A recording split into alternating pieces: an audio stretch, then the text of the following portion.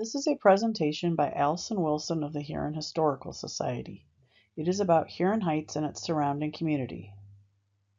For the sake of this production, Huron Heights will be considered the neighborhood 1.2 miles south of downtown Huron on Route 13. The development is generally within the city limits, some of the parcels on the outer perimeter in the township, and were not necessarily platted as Huron Heights parcels. However, with this community being the sole entrance on Riverside Drive, one is basically considered a resident of the Huron Heights community. As the original sign has not been retained, most contemporaries often call this neighborhood the Huron Lagoons neighborhood. We will begin with drone footage taken by Lance Bostic in 2017 of the lagoon that is nestled between Laguna and Riverside Drives. Enjoy the view.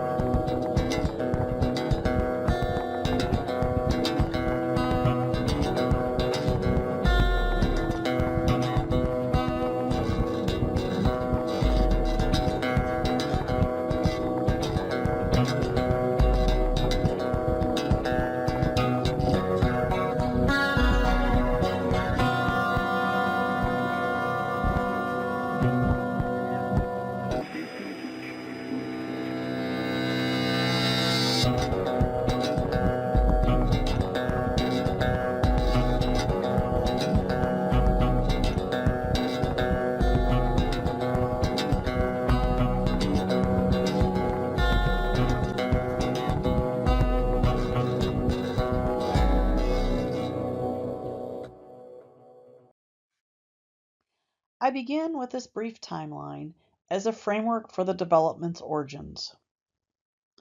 Located in the lower right of this 1959 photo, one can see the uninhabited land of what would become the Huron Lagoons Marina and Subdivision Number 1, nestled between the Huron River and the Mud Brook. Understanding the timing of the development's origin, one needs to know a little about the housing shortage in Huron that was symptomatic of the 1950s baby boom and the new industry that was moving in. In this chart, the census of the village of Huron indicated they had more than doubled its residents by 1960. However, the jump from 1950 to 1960 also needs to consider that more land area was included in the 1960 number. The 5,197 people was an increase also due to a larger square area of people who were annexed into the village in 1955, such as those who resided in Grand Forest Beach or on the Bogart Road farms. The economy was also benefiting from many industries moving in, bringing loyal employees with them. By 1961, Huron had reached the 5,000 person requirement to be recategorized as a municipality. In response to the housing shortage, two of the earlier developments established in the 1950s were Elwood Heights, consisting of Washington and Lincoln Avenues, and Forest Hills development, consisting of Forest Hill and Valley View Drive. As indicated by the developer, Elmer Forthover, he simply couldn't build homes fast enough. Jumping on board in early 1953 were brothers Roy and Myron Kaufman of Cleveland. Myron was better known as Mike. Joining them was family friend Edward Tint. They had a vision to turn a piece of farmland outside a picturesque lakeshore community into a housing development with many homes having dockage, providing those homeowners backyard access to the beautiful surrounding waters. The men found that piece of land on Mudbrook Road, which was then known as Route 299. Their triangular wedge of a property was sandwiched between muddy Mudbrook Creek and the mighty Huron River. The Kaufman and Tint trio purchased the large farmhouse, formerly known as the Hooper Farm, although the Hoopers only had owned the farm for 1 year. Historically, the farm and its 12-room colonial home were known as the Chris Farm. It was built in the mid-1800s.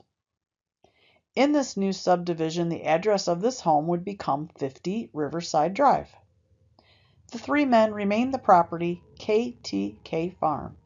That was an acronym for Kaufman, Tint, Kaufman. Mr. Tint also owned a cottage down by the river in the Wheeler allotment. Two additional players in the development's success were Louis Schultz, who was hired to survey and plot the parcels, and Mr. and Mrs. Peter D. Noel, real estate agency.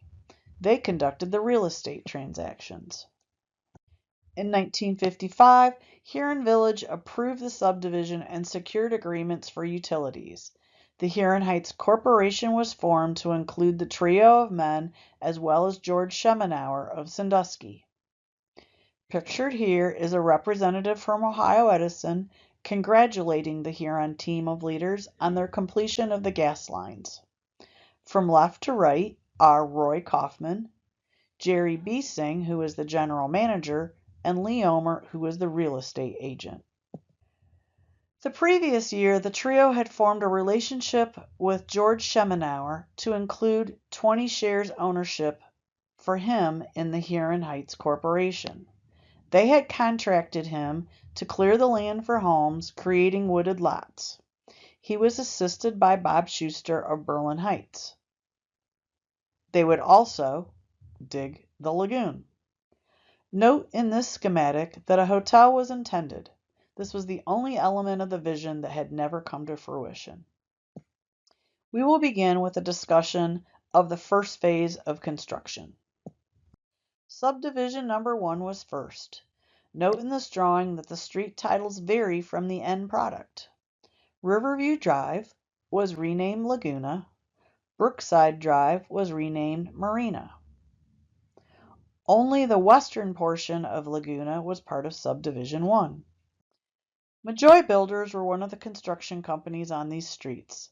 The home on the left became the Chalette home at 1237 Brookview Drive. Among the first families to purchase parcels were the Dixons, the Detros, the Beilsteins, the Washburns, and the Zeeleys. This is the home that became the Swords home and is now occupied by William Biddlecombe. It is on Brookview.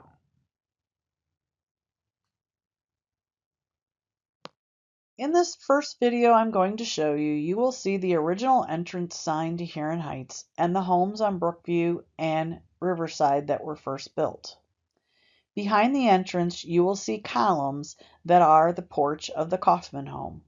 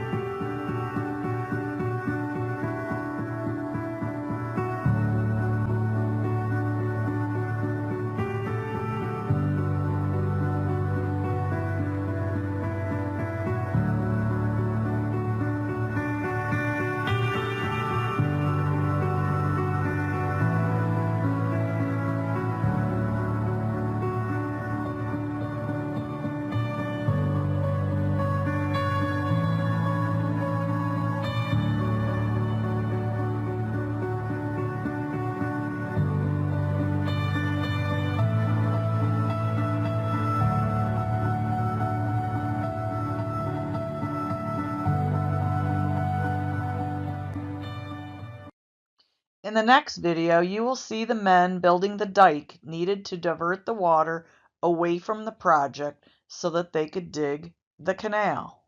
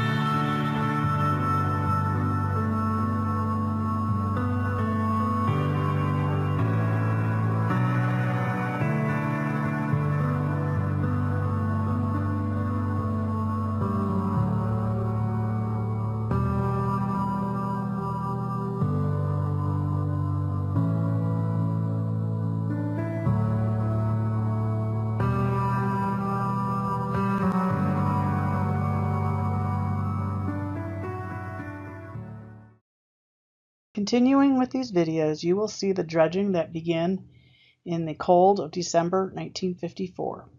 George and Bob Schuster took charge of excavating and digging the lagoon. It averaged 6.5 feet deep, 85 feet wide, and 2,863 feet long.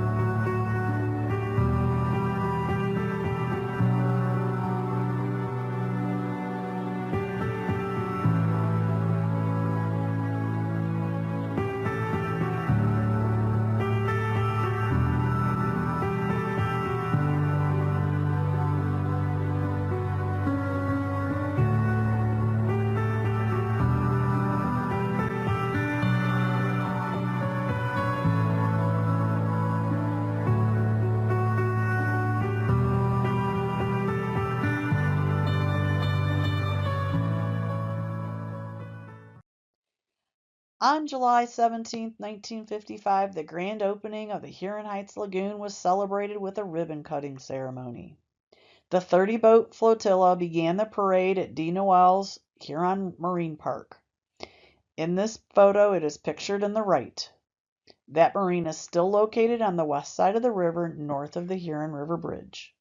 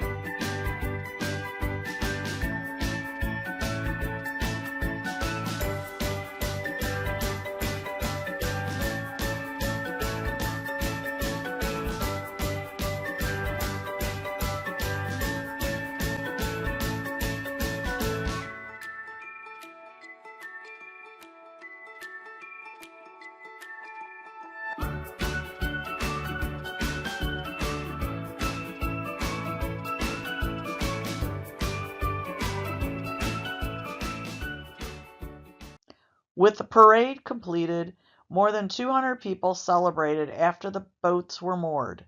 Some celebrated near the Huron River Bridge, while most celebrated in the new neighborhood. In this video, June Comstock introduces the Kaufman brothers. The gentleman who is holding the microphone in the white shirt is George Schemenauer.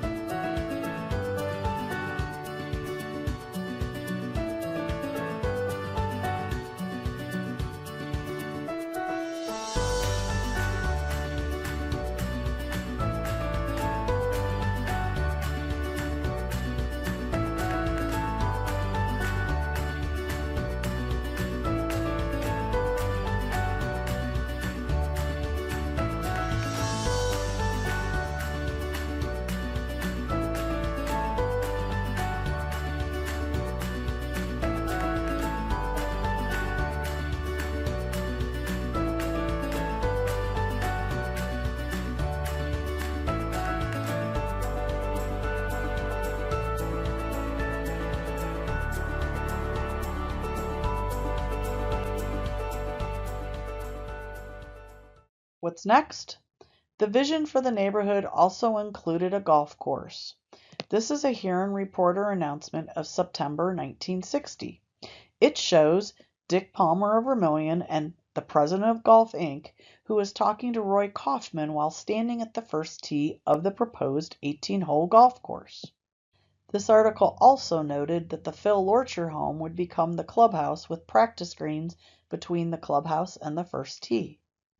Lastly, the article noted that Morton Vi Solberg, who purchased the lot at the end of Laguna Drive in 1955, had completed the first 5 of the proposed 250 berths for their marina. Pictured here is Mort unloading railroad ties. In addition to using the ties at the marina for mooring, Mort also placed the ties in the lagoon after it was completed. In exchange, George Schemenauer excavated a road so that Mort could access his marina. With phase 1 complete, the developers moved on to subdivision number 2. This was Laguna Drive. It was extended to become subdivision 2. The Carroll Construction Company would build here. They were a residential construction company founded by Phil and Pat Carroll to build custom homes in Huron and the surrounding communities. They operated from 1964 to 1979. Phil Carroll drafted the construction plans and built the homes. Pat Carroll provided the interior design and decorations for all of the construction spec homes, and she managed the company's office on South Main Street. Pictured here is Pat Carroll with some of her potential clients. The first home built by Carroll Construction was a spec home on the farm side of Laguna. It was one of 4 Carroll family residences in Huron Heights. It was then bought by the Stevenson family around 65. Carroll Construction also completed 16 additional homes. 4 of those were on the farm side of Laguna Drive, and they were purchased by the Crothers, Harpsters, Manami, and Van Rossum families. 10 of the homes were constructed on the lagoon side of Laguna. They were purchased by the Witt, Esposito, Van Det, Tasker, Hinkle, Beatty, Castron, Wagner, Pearson, and DeFries families. Carroll Construction also built several commercial buildings in Huron. They included Dr. Druffer's and Kilberry's medical office on William Street. They substantially remodeled the Huron Yacht Club, where Phil was a Commodore. And they relocated the Pilot House Bar from the first floor of the Showboat to its new quarters in the old church at the corner of Main and Wall Streets. Huron Heights area is a puzzle that I'm going to loosely generalize when it comes to what subdivision is listed on a homeowner's property card at the Erie County Auditor's website. Take a moment to read the different subdivision names here. Then on the next slide, I will point them out on a map.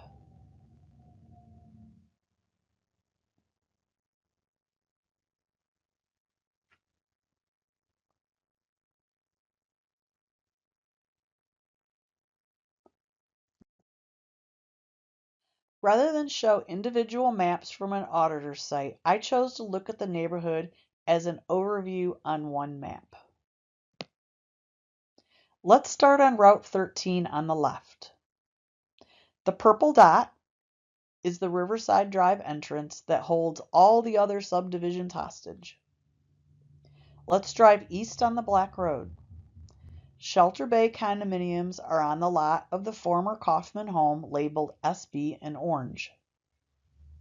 The blue S1 recognizes that Subdivision 1 is comprised of Marina and Brookview Drives. The contemporary Two Rivers development is an extension off of Marina Drive labeled TR in orange. The blue S2 is the second subdivision of Laguna Drive. Continuing east on Riverside up the hill is the extension to Riverside. Subdivision number 3 is the blue S3 on the lagoon side of the Riverside. And the green WHR is the West Huron River development on the riverside of Riverside Drive. Traveling south at the fork is Wheeler Drive. That subdivision is labeled CW in green for Carl Wheeler Subdivision, which includes Geauga and Cuyahoga Drives. Also in green, you'll see the SS for the Sutton-Schofield subdivision. The green areas bordering the golf course, labeled TH, tend to mean Thunderbird Hills Golf Club Division, or some are called Mudbrook Golf Club Division. One person said that it was originally intended that Subdivision 1 and Subdivision 2 would connect with and would not have been dead-end streets on Marina and Brookview Drives. While on the auditor's website, I want to note two discoveries. The first one regards this map. There are abandoned properties that are on the river in the Sutton-Schofield division. Not really properties at all, they're marsh areas in the river. Note that the 5 blue rectangular properties in the lower right, they apparently, in the 1930s, were farmable lands that, over time, due to a change in lake levels, later became inaccessible by land to a farmer. Instead, they're marshy. Those properties were purchased from Schofields in 1959 and have a current tax value of $14 annually, but no remittance has been required. So what's the story on how Schofields intended to make the land usable, therefore sellable? 2 separate residents have confirmed this story. The Schofields had sludge from the lime plant trucked in as fill for that swamp to make those properties accessible. However, the government determined the sludge was a pollutant and they halted the efforts. It seems those properties were never occupied, and further, the 1969 flood probably would have made sure of that. There are also a couple of odd property line discoveries. There are 2 here. Due to annexations and angles in the Huron Village and Huron Township lines, there were complications in how parcels were divided. On the left, you see an article. A 1970s Huron Reporter article noted that Linda Swigert, wife of golf club pro manager Dan Swigert, was told in September to vote in the township, but then sent a card in October to vote in the city. Where did they live? They lived in the clubhouse. Also, when a bad check came across the clubhouse cash register, Dan called the city police, who told him no, he needs to call the sheriff, who told him, you need to call the city. It just seemed like the clubhouse business was a mystery as to whose jurisdiction it was in. Now, on the right, I note a current property that's split between the township and the city. At 404 Riverside, the north portion of the home is parceled as Huron City. The south portion is parceled as Huron Township. That family told me it's not been an issue. They vote where the frontage is in Huron City. However, my mind gets creative when I imagine what other humorous ideas a house split like this could bring to mind. The next part of the vision that came to fruition was when Dick Palmer opened the 18-hole golf course in 1961 as the Huron Heights Country Club and Golf Club. When Dick Palmer of Vermilion returned from World War II, he tried some farming, but then got into investments and real estate. He thought of golf as a way of warehousing real estate until it gained value. Dick bought tracts of land, and his sons helped him build golf courses to include the Willow Creek course in Vermilion. In Huron, Dick's son Bruce would eventually take over the management as the second generation, and Dick's son Bob would be a groundskeeper. Today, Bruce's son Todd is now president of Golf Inc. Pictured here is the first golf pro, Pete Kelsch, and an advertisement bearing the name Huron Heights Golf Club. Dick had stated that the golf club would get renamed via a contest, so by 1962 the Thunderbird Hills Golf Course was the operation's new name. Here's the old clubhouse. The Lorcher families owned several properties south of the Mudbrook Creek on Route 13. Phil, Albert, and Ed were among the 12 Lorcher kids born between the 1870s and the 1890s. At the time of the sale to Golf Inc., these men were aging, which may have been a factor in selling the property. Phil's home became the clubhouse, with its second level being the apartment for the golf pro. In the 1960s, Pro Lloyd Swords and his wife lived on that second level with their 7 kids, waiting patiently, or perhaps not so patiently, for their new home to be built on Brookview. In the evenings, when the golf shop was closed, the Swords kids were allowed to watch TV downstairs in the pro shop as a reward for completing their homework. I am changing up the presentation here. You can read the captions and enjoy the rolling hills of Thunderbird South while learning more about the golf course.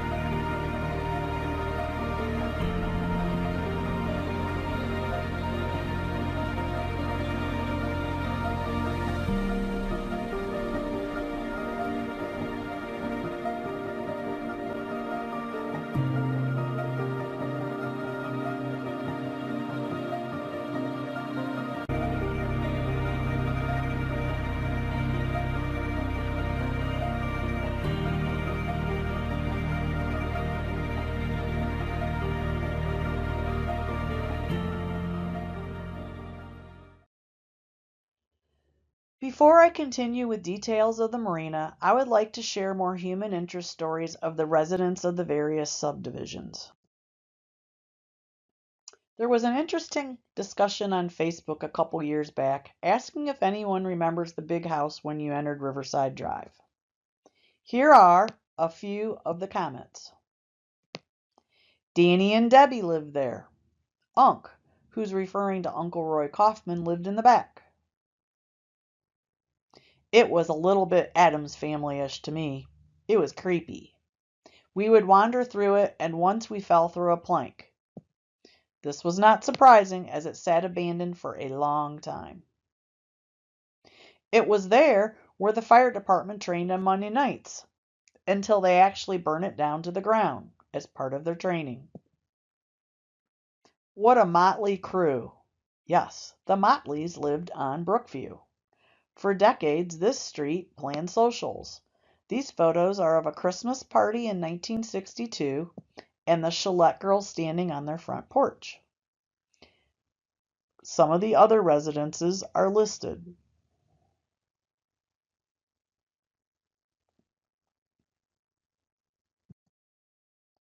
Here's a photo of a blustery whiteout condition and the mountain of snow that was left by the blizzard of January 1978. The storm paralyzed the region with sustaining winds of 86 miles per hour. President Carter declared Ohio a national disaster. Here's another view of Brookview. Here's another motley crew. This motley crew is the Mishler boys and their friends in the 70s playing in the mucky field. I also heard stories of the 60s where the kids played on Pikes Peak. That referred to the dirt hill behind the Laguna homes that were created from the construction of the homes. And of course, many of us had Ron Mishler as a teacher. He resided on Marina Drive, and here he is in his ice boat and his lineman. At the fork, you would come to Laguna. This is the story of the circle of life here. On the right is Sandra Dahlbeer skating on the ice in 2001 in front of their home at 1228 Laguna Drive. On the left, after her 2008 death, Richard and his friends celebrated the life of his wife Sandra in this luscious garden overlooking the lagoon. I interviewed Lynn Carroll, daughter of Carroll Builders. She said, "We had a good life in Huron Heights. We sledded on the golf course. Yeah, sometimes you went into the creek at the bottom of the hill, but it was a small wet price to pay. Skating on the lagoon after an adult checked the thickness of the ice. If the ice was too bumpy, everyone in the lagoon would get out their hoses and flood the ice so it would be smooth." Lynn continued with another story of mischief. "So, my parents were out of town for the week. I was about 14 and bored. My friend Julie decided to, quote, borrow my dad's truck and go driving out on our back 40 acres. That was the field behind the house in Laguna where we owned. What we hadn't counted on was that it had rained for a few days prior to this escapade. Of course we got stuck, sank to the tailgate. So we walked home and we called a tow truck. They came out and just shook their heads. Nope, too muddy for them. So, what's the daughter of a contractor to do? Call the backhoe operator, John Horner, who towed the backhoe to the scene of the crime and yanked us out. Babysitter Diane Chilette made us scrub that truck until there was absolutely no mud left. John never told my dad, neither did Diane." The following is a video of the Biddlecom's cruise to their home's boat slip on Laguna Drive. I included 5 minutes of their cruise so that you could see some of the buildings and or sites that no longer exist in Huron. Welcome to Huron.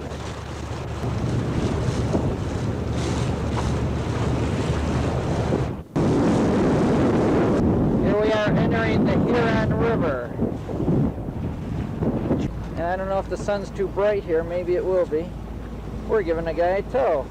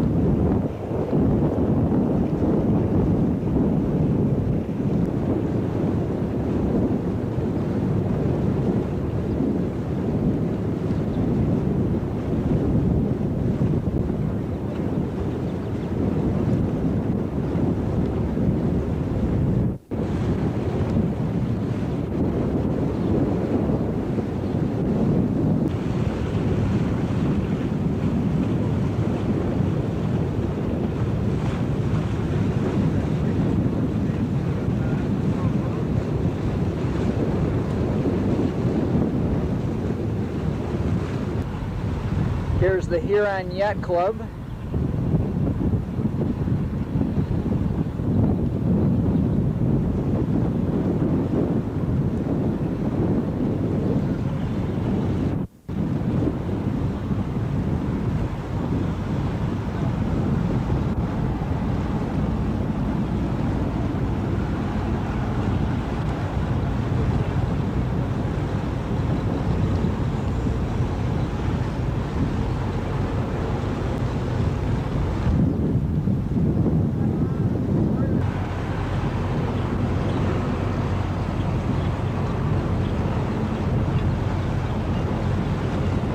Here's Route 2 coming overhead.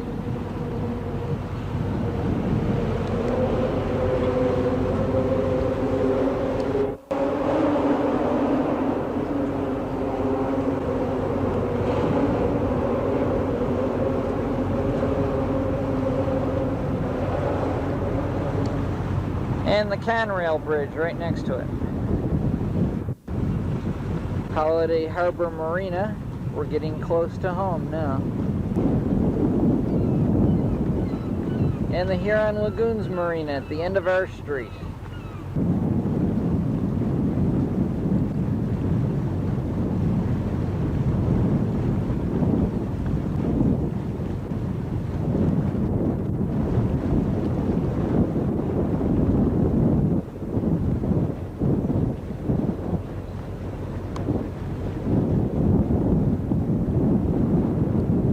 Up through there will be our house.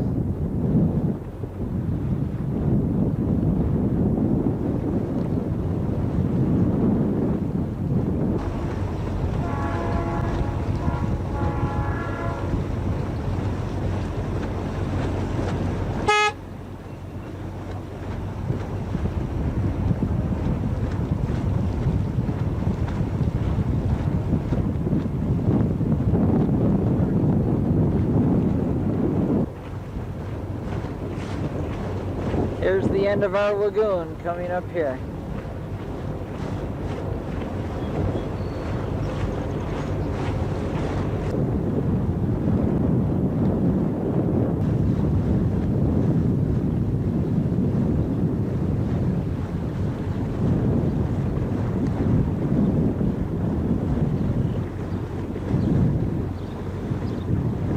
Our new neighbor.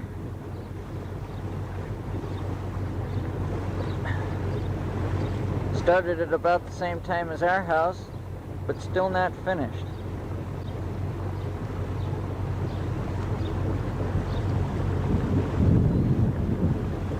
Here's our dock.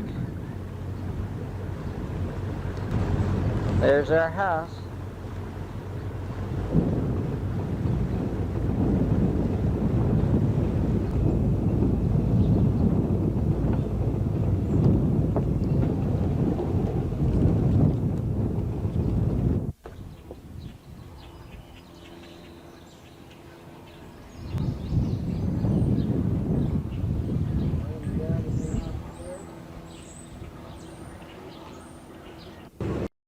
Here are Riverside Drive residents, the Bartsons and the Bratners.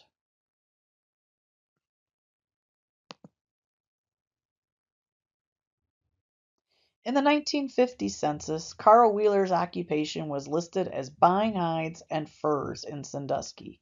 People generally recall that there was a hunting lodge on Wheeler near the Homiac home.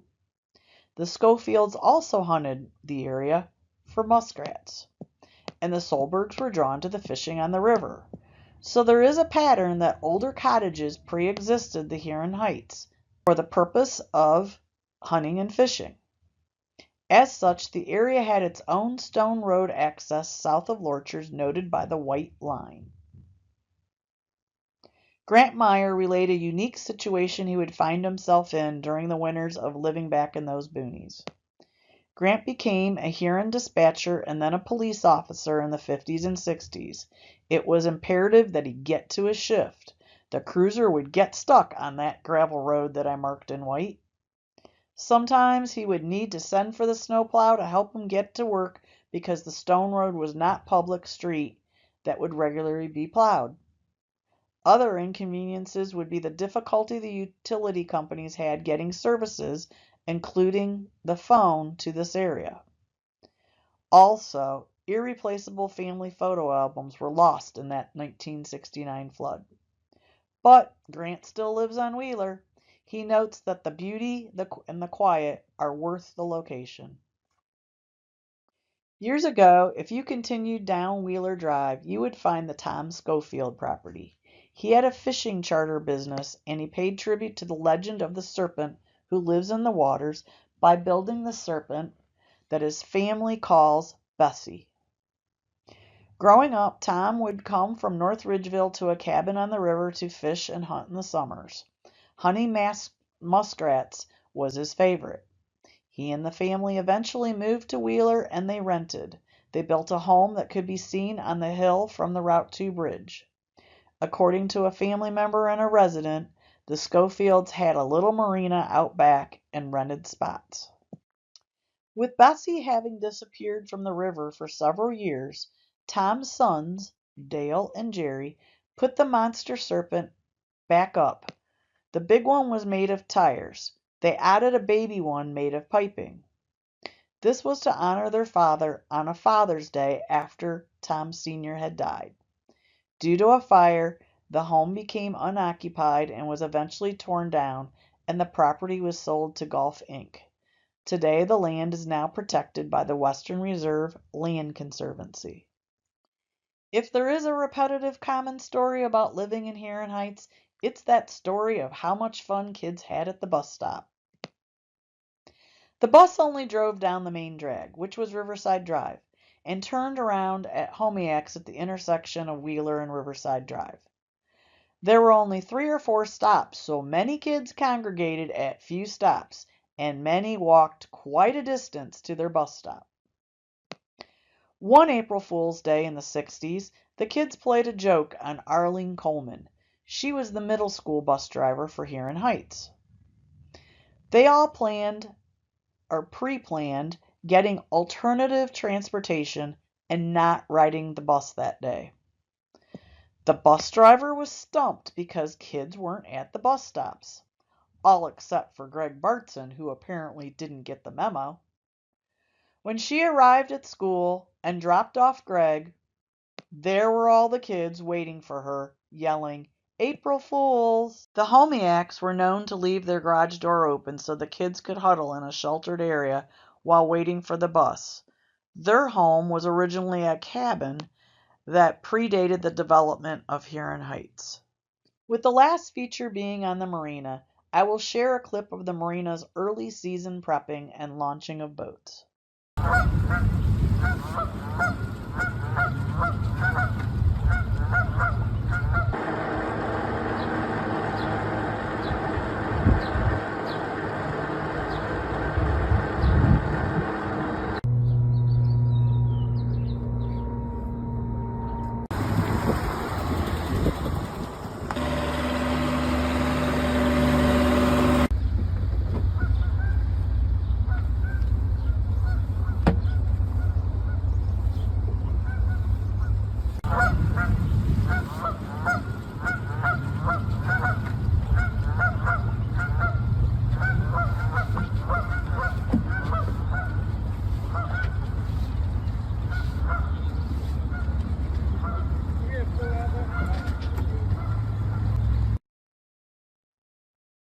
In the 1950s, Mort Solberg discovered the Huron River while on a fishing trip. In 1955, he and Violet purchased the corner lot at the end of Riverside Drive, where the lagoon channel meets the Huron River. This was to be the mooring place for his 32-foot Chris Craft and the location of Vi's new dream house. Instead of a house, Mort dreamed of building a marina. By the late 1950s, the couple had sold their Riverside Drive lot and their interest in Merritt Foundry Company in Cleveland so that they could purchase property where Mudbrook and the Huron River meet. Their dream of 250 boat slips was the beginning of Huron Lagoons Marina, located at 100 Laguna Drive. Here are photos that indicate the progression of the growth of the marina slips and lagoons in 1 year. On the left is 1961. On the right is 1962. Notice that the South Shore Marina, that eventually became Liebeline's Holiday Harbor Marina, predates Huron Lagoons by 2 to 3 years and is well established. It's on the opposite side of the creek. Today, the Solbergs not only own Huron Lagoons, but they also own Holiday Harbor Marina. Mort and his family would celebrate their Norwegian history and heritage. They would name the snack bar Longboat Lounge and later Viking's Den. They might wear Viking hats to events or decorate boats or golf carts in Norse traditions. Mort's son Mike relayed the significance of the Norse heritage as perhaps attributing to their destiny to be on the water. Mike's grandfather Evanson was a boat captain for a Norwegian duke, and his grandfather Evan Solberg was a captain for the Cleveland Cliffs Company. In the picture on the left is grandfather Evanson on a North Pole expedition. The picture on the right shows siblings Tom, Mort, and Karen Solberg. When the 1969 flood devastated our region on July 5, 1969, the marina was not spared. The river crested at 31 feet, the highest level ever recorded. The marsh and flats area surrounding the marina were dramatically altered.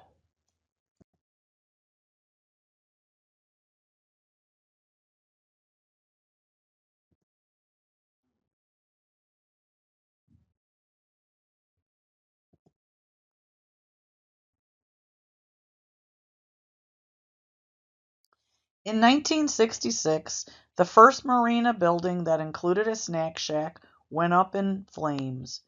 The man delivering gas discovered the fire, and here is a humorous twist on the event. The day before the fire, Mort's son Mike and son-in-law Al Leopold had told him that they didn't want to continue in the marina business. Soon after the Solberg men arrived at this fire, Mart sarcastically said to his sons of that comment, "So you didn't have to burn bridges," making light of their news that day before. And so the sons and son-in-law did remain in the business. The Solbergs were typically a part of the Water Festival planning committee. They would sponsor crazy craft races. One year, they tried to get into the Guinness Book of World Records with a 132-foot canoe. It was made from plywood that was shrink-wrapped. When they raced it from the boat basin to the twine house, they couldn't turn it around the buoy, so they just had everyone turn around in their seats and paddle the other direction. In the end, they didn't get into the records based on a technicality. And actually, they lost to an indigenous tribe that actually carved their long boat. Here's an entry from another year. If you can see it at the ends, there are Viking-looking carvings at the aft and stern of this canoe. This is the same entry but from afar so that you could see the old Pillsbury flour mill in the background. This picture was taken between 2015 and 2017 likely. In the middle are Mort's sons, Mike and Tom Sr. On the outside are Tom Sr.'s sons. Matt is on the left and Tom Jr.'s on the right. Around 2016, we started experiencing rising water levels in Lake Erie. By 2020, a record high had been set that was 15 to 20 inches higher than normal levels. During this time, the Solbergs invested money and hours in trucking in and grading at least a foot of new stone to raise the driveway to improve access. With some random sightings in the lake in the early 1990s of unexplained bumps and shadows seen afar, Tom Solberg created a marketing scheme to draw people to Huron. He perpetuated the legend of the Loch Ness Monster in the form of a Lake Erie monster. Several articles mention Tom's influence on the unique mania and that the one to blame or to thank is Tom Solberg. A humorous guy, he is pictured in the lower left on his official Lake Erie Monster capture craft. In the upper right is a picture of Jake Claus floating a monster down by the showboat as part of a Chamber of Commerce marketing scheme. Tom actually had a special phone number at the chamber where people could call in their monster sightings. Why not bring the kids on board and sponsor an art contest too? The Solbergs were one of the founding members of Laguna Yacht Club. The social group met in the pool house and had a Commodore. The following pictures are a combination of Marina and Laguna Yacht Club sponsored events, be it Christmas gatherings, pig roast, water races, July 4th parades, pull-out parties. This club recently dissolved and left the remaining funds to the Historical Society.